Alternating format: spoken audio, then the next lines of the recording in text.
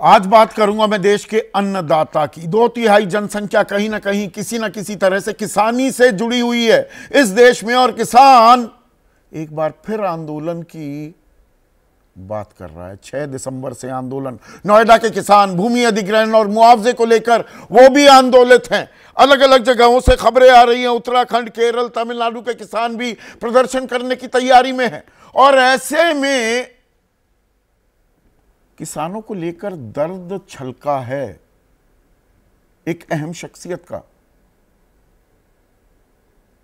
देश के उपराष्ट्रपति, no less than the vice president of this country, Jagdeep Dhankhar, उन्होंने अब पूछा है कि भाई किसान परेशान है, पीड़ित है, आंदोलित है। पिछले साल भी आंदोलन कर रहा था, इस साल भी आंदोलन की बात कर रहा है। जो किसान सड़क पर नहीं वो भी चिंतित हैं। आंदोलन सड़क पर किसानों की संख्या तक सीमित नहीं है। गांव देहात में भी अपने खेत में, अपने घर में बैठा किसान भी परेशान है, चिंतित है। किसान को अगर मेहनत की माकूल कीमत मिल जाए तो कौन सा पहाड़ गिर जाएगा। सीधे सीधे the vice president is hitting the nail on the head. MSP क्यों नहीं दी जा रही? सरकार लगातार यह कहती है जी अरे हमने 10 सालों में 83% एमएसपी बढ़ा दी, किसान की बल्ले बल्ले हो रही है। अगर किसान की बल्ले बल्ले हो रही है तो प्रतिदिन 27 रुपए कमाने पर ही क्यों मजबूर हो रहा है किसान? और इसमें एक बहुत ही अहम आंकड़ा, और कोई मेरे दिमाग की पैदाइश नहीं है, यह नाबार्ड की सरकारी संस्था की रिपोर्ट है। ऑल इंडिया फाइनेंशियल सर्वे है, इसी साल इसको रिलीज किया गया। और इसमें 2016-17 में किसान की क्या आमदनी थी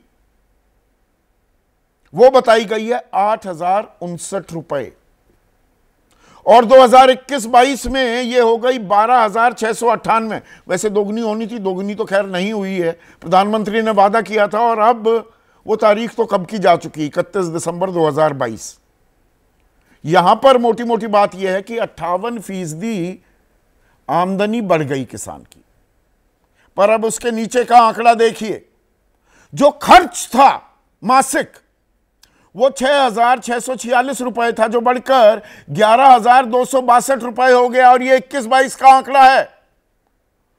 69% इजाफा हो गया, यानी कि आमदनी के मुकाबले खर्च 11% बढ़ गया।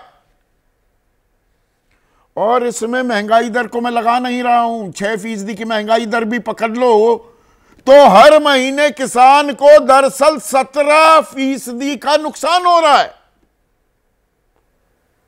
आमदनी 98, खर्चा रुपया, क्या करेगा किसान भैया? अब यही सवाल पूछ रहे हैं जगदीप धनखड़। सामने कौन था, किससे सवाल पूछ रहे थे? क्या हुआ तेरा वादा, वो कसम, वो इरादा, वो क्या क्या वादे किए गए थे, किसी ने लिखे भी क्या? पूछ रहे थे शिवराज सिंह चौहान से, देश के मौजूदा कृषि मंत्री और किसान कल्याण मंत्री से, और उनसे पहले नरेंद्र तोमर जो मंत्री हुआ करते थे, उनके वादों का लेखा जोखा भी पूछ लिया। सुनिए। कृषि मंत्री जी, एक एक पल आपका भारी है। मेरे आपसे आग्रह है, और भारत के संविधान के तहत दूसरे पद पर विराजमान व्यक्ति आपसे अनुरोध कर रहा है कि कृपया करके मुझे बताइए, क्या किसान से वादा किया गया था, और वादा किया गया वादा क्यों नहीं निभाया गया, और वादा निभाने के लिए हम क्या कर रहे हैं? गत वर्ष भी आंदोलन था, इस वर्ष भी आंदोलन है, काल चक्कर घूम रहा है, हम कुछ कर नहीं रहे हैं। तो क्या कह रहे हैं देश के उपराष्ट्रपति? हम किसानों को रिवॉर्ड तो छोड़िए, बकाया तक नहीं दे रहे। मैंने कृषि संस्थानों के विजन डॉक्यूमेंट देखे हैं, मेरा दिल रो पड़ा। कई कृषि संस्थानों में गया, वहां पर किसान ही नहीं दिखते। अगर कृषि संस्थान किसानों को जोड़ते तो बदलाव आता। उपराष्ट्रपति का मानना है कि हम रास्ता भटक गए हैं, हम उस रास्ते पर गए जो खतरनाक है। कोई भी ताकत किसानों की आवाज नहीं दबा सकती। और यहां पर जो किसान वाणी निकल रही थी, जगदीप धनखड़ की जुबानी उन्होंने कहा किसानों को कुछ भी आप कह देते हैं, आतंकी बता देते हैं, नकली किसान बता देते हैं। देश के किसान आंदोलन के लिए मजबूर क्यों हैं? पिछले साल वार्ता शुरू हुई, बीच में क्या हुआ? मुझे समझ में नहीं आ रहा किसानों से वार्ता क्यों नहीं हो रही। पर ये इतने साल में कैसे समझ में खुद जगदीप धनखड़ जी को आया, जब आंदोलन जीवी कहा जा रहा था किसानों को। 9 फरवरी 2021, 25 अगस्त, इस साल की बात कर लेते हैं, 2024। कंगना रनौत, मशहूर अभिनेत्री नहीं, अब लोकसभा सांसद हैं बीजेपी की, जो किसान आंदोलन हुए वहां पर लाशें लटकी थी, वहां रेप हो रहे थे, बड़ी लंबी प्लानिंग थी जैसे बांग्लादेश में हुआ। और 24 सितंबर, पहले उनके बयानों से पल्ला झाड़ लिया बीजेपी ने, पर वो नहीं मानी। 1 महीने बाद फिर बोली निरस्त किए गए 3 कृषि कानून फिर लागू होने चाहिए, किसानों को खुद मांग करनी चाहिए। हरियाणा के मुख्यमंत्री रह चुके हैं और अब केंद्र में मंत्री हैं मनोहर लाल खट्टर। बॉर्डर पर कुछ लोग किसान का मुखौटा लगाकर बैठे हैं, जो स्थिर सरकारों को अस्थिर करना चाहते हैं। तो जगदीप धनखड़ जी खट्टर साहब से नहीं पूछा ये कहां से जानकारी आई, ये देश विरोधी ताकतें हैं ये, अब देश विरोधी ताकतों के लिए आपका दर्द क्यों निकल रहा है जगदीप धनखड़ जी? कैलाश चौधरी, ये 2020 दिसंबर आंदोलन शुरू हुआ था, ये 4 साल पहले की बात है। मैं नहीं मानता कि आंदोलनकारी किसान है, असली किसान अपने खेत में काम कर रहे हैं। अब जगदीप धनखड़ जी आप कह रहे हैं कि नहीं, वो तो जो खेत में काम कर रहा है वो भी चिंतित है। तो आपने कहा क्या वादा किया था? अब वादा तो सबको याद है, वो कोई लंबी चौड़ी बात तो है नहीं। वादा किया गया था प्रभावशाली बनाने का एमएसपी को, उसके लिए एक कमेटी का गठन भी हुआ 12 जुलाई 2022 को। अब उसमें एक दिलचस्प संयोग कहिए या प्रयोग कहिए, जो 3 कृषि कानून जिनके लिए 378 दिन आंदोलन पर किसान रहे, 750 किसानों की मौत भी हो गई। ठिठुरती ठंड, चिलचिलाती धूप, मूसलाधार बरसात में सड़कों पर वो बैठे रहे जहां पर कीलें ठोक दी गई थी। और ये कानून बनाने में अहम भूमिका निभाने वाले संजय अग्रवाल, तत्कालीन कृषि सचिव, को इस कमेटी जो एमएसपी को प्रभावशाली बनाने का जिम्मा जिसे दिया गया और 12 जुलाई 2022 को गठन हुआ, उसका अध्यक्ष बना दिया गया। अब इस साल फरवरी तक का हमें आंकड़ा मिला, 37 बैठकें हो चुकी हैं, पर हुआ क्या है ये हमें पता नहीं। और हमें कहां से पता होगा जब देश के उपराष्ट्रपति को ही नहीं पता। तो कैसे प्रभावशाली बन रही है? और प्रभावशाली इतनी, अब इसकी एक वानगी आपको देता हूं, जो सरकार लगातार कहती है 80%, 83%, 10 सालों में हमने किसानों की बल्ले बल्ले कर दी है। C2+50 जो स्वामीनाथन आयोग का फॉर्मूला है वो तो लागू नहीं किया गया। 2015 में ही सरकार ने कह दिया था, तत्कालीन additional solicitor general Manjeet Singh के जरिए सुप्रीम कोर्ट में, कि यह फॉर्मूला लागू किया, उसके हिसाब से एमएसपी दे दी तो देश की अर्थव्यवस्था का भट्टा बैठ जाएगा।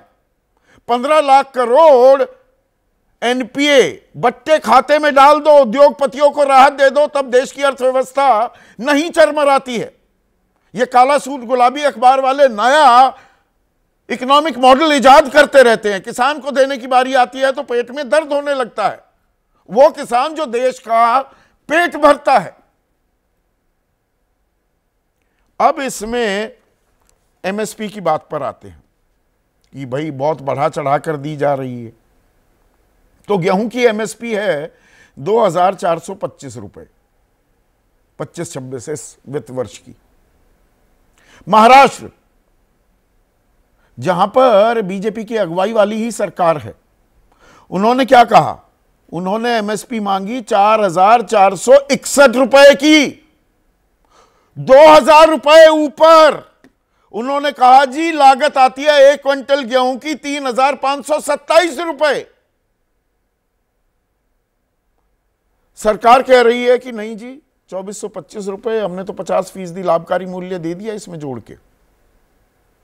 चना महाराष्ट्र सरकार ने मांग की 7,119 रुपए प्रति क्विंटल की एमएसपी की।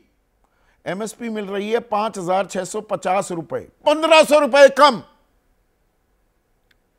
महाराष्ट्र कह रहा है कि 5,402 रुपए तो लागत आ जाती है,